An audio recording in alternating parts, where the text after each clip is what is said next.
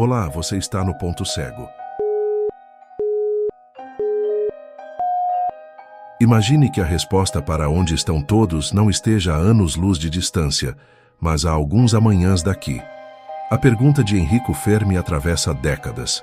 Se a Via Láctea tem centenas de bilhões de estrelas e tempo suficiente para que a vida floresça, por que o céu permanece tão silencioso?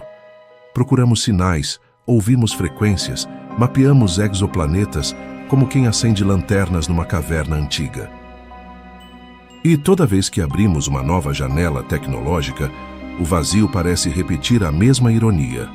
Nada. Só que tem um detalhe que muda tudo. E se estivermos procurando no lugar certo, mas no tempo errado? Considere uma hipótese desconfortável. Os alienígenas que tanto esperamos são, na verdade, versões futuras de nós mesmos. Pessoas, descendentes, linhagens que atravessaram a própria história como arqueólogos, atravessam camadas de solo. A ideia soa improvável, até lembrarmos que a relatividade já nos permite viajar no tempo, para a frente, quando nos aproximamos da velocidade da luz ou de campos gravitacionais extremos. O passo que falta é o retorno. E é aqui que tudo começa a desmoronar. Voltar ao passado parece violar causa e efeito, derrubar a lógica, abrir paradoxos. O paradoxo do avô se impõe como um muro.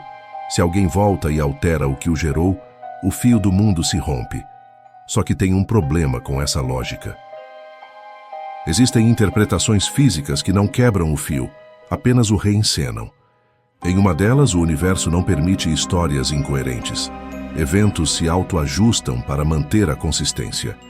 Em outra, cada interferência abre uma nova ramificação, preservando a linha original, enquanto o viajante segue por um galho recém-criado. De um lado, prudência quase ritual. De outro, uma ética de contato mínimo. Repare como essa prudência conversa com relatos de aparições discretas, sumiços instantâneos, observações de longe, intervenções raras e calculadas. O que ninguém te conta é o que vem agora. Tudo isso parece mais antropologia do que invasão. Visualize uma equipe de campo do século distante, estudando nossa virada tecnológica, como arqueólogos estudam a transição do bronze para o ferro. Eles chegam, coletam dados, evitam dialogar, registram padrões culturais e desaparecem antes de contaminar o ambiente. Em vez de bases lunares e cidades interestelares, teríamos protocolos, janelas de observação, zonas tempo de quarentena. E então, o paradoxo de Fermi se reorganiza. Não é que eles não existem, é que eles não podem ou não querem ser notados por nós, agora. E é nesse ponto que a realidade escapa. O silêncio pode ser sinal de presença madura, não de ausência. Você pode perguntar, se somos nós, por que parecem tão diferentes? Cabeças maiores, olhos grandes, corpos alongados, pele pálida. A resposta pode estar nos nossos próprios hábitos. Passamos mais tempo em ambientes fechados, encaramos telas luminosas, terceirizamos esforço físico, afinamos a linguagem para ícones e dados, aprimoramos genética e próteses. Ao longo de séculos, pequenas pressões acumuladas redesenham uma espécie. Talvez estejamos olhando para um espelho distante. Agora vem a parte que ninguém espera. E se essa aparência não for natural, mas instrumental? Ajustes corporais, trajes, filtros ambientais, biomodificações para tolerar as condições de salto temporal, um uniforme evolutivo, uma roupa de mergulho temporal. A pergunta seguinte é inevitável. Por que viajar no tempo e não nas estrelas? Por que não colonizar sistemas solares em vez de percorrer a própria história? A resposta muda o tabuleiro. Expandir-se no espaço exige energia, gera riscos e demora muitas gerações. Colonizar o tempo pode ser o atalho estratégico de uma civilização que entendeu que o maior laboratório do universo é a sua própria linha de acontecimentos. Em vez de erguer monumentos em Marte, aprende a negociar com as dobras do próprio enredo. E aí vem o golpe final. O grande filtro, para muitos, é um abismo que engole civilizações antes de cruzarem a galáxia. Mas e se for exatamente o contrário? E se o filtro for uma metamorfose? Ao atingir certo nível, a espécie deixa de priorizar a expansão espacial e passa a priorizar a curadoria temporal. Pense no silêncio cósmico como o resultado de um pacto. O pacto de não contato, não por medo de conflitos interestelares, mas para não deturpar linhas históricas frágeis. Essa escolha casa com um padrão curioso. Momentos de transição chamam mais atenção. Mudanças de energia, comunicação, biossegurança. Quando giramos grandes chaves tecnológicas, uma janela se abre. É quando os observadores chegam, discretos, como quem assiste ao nascimento de uma estrela e anota, sem tocar. Só que tem uma falha nesse raciocínio. Viajar no tempo, se possível, deve consumir recursos absurdos. Por que gastar tudo isso para nos espiar? Talvez o custo não seja tão proibitivo para quem domina a engenharia de horizonte, manipulação de campos ou computação baseada em estruturas que mal compreendemos.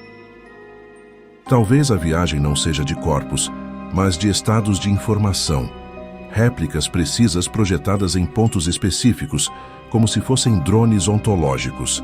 Ou, ainda, talvez nossas leituras estejam impregnadas de mitologia e medo. Interpretamos qualquer anomalia como presença. É saudável manter o ceticismo, e mesmo com o ceticismo, vale notar a coincidência. A hipótese de nós do futuro não exige biologia alienígena, não depende de traduções impossíveis, não requer milagres de química exótica. Ela só pede que a nossa história seja longa o bastante para que sejamos capazes de retornar a ela. Agora observe a virada. Se a pergunta clássica é onde estão todos, a inversão pergunta quando nos tornamos todos. A primeira busca pelos outros, a segunda nos transforma nos outros. O silêncio deixa de ser ausência e vira método. Os avistamentos, quando existem, deixam de ser invasões e viram estudos. O medo se converte em responsabilidade. Só que tem um detalhe que muda tudo. Se é verdade que descendentes nos observam, não estamos apenas sendo vistos, estamos sendo lembrados. Cada escolha que fazemos hoje compõe um passado que alguém poderá visitar amanhã. E nesse espelho, a ética deixa de ser uma regra e vira uma herança. Talvez não encontremos grandes impérios orbitando estrelas distantes, porque impérios não duram. O que dura é o cuidado com a própria linha do tempo. Talvez os radiotelescópios detectem um dia um padrão não de mensagem, mas de ausência deliberada. Uma espécie aprendeu a dizer menos para preservar mais. O que ninguém te conta é que o paradoxo de Fermi pode não ser um problema a ser resolvido, mas um aviso de maturidade.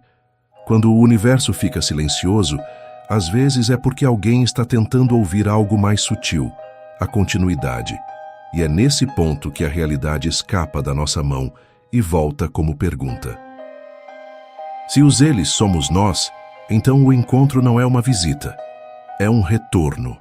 E o verdadeiro mistério não está em descobrir um endereço interestelar, mas em merecer a visita. Para entender melhor esses e outros mistérios da vida e do mundo, inscreva-se no nosso canal, ative as notificações e deixe nos comentários. Se você pudesse enviar um único conselho para os seus descendentes que vão nos observar, qual seria?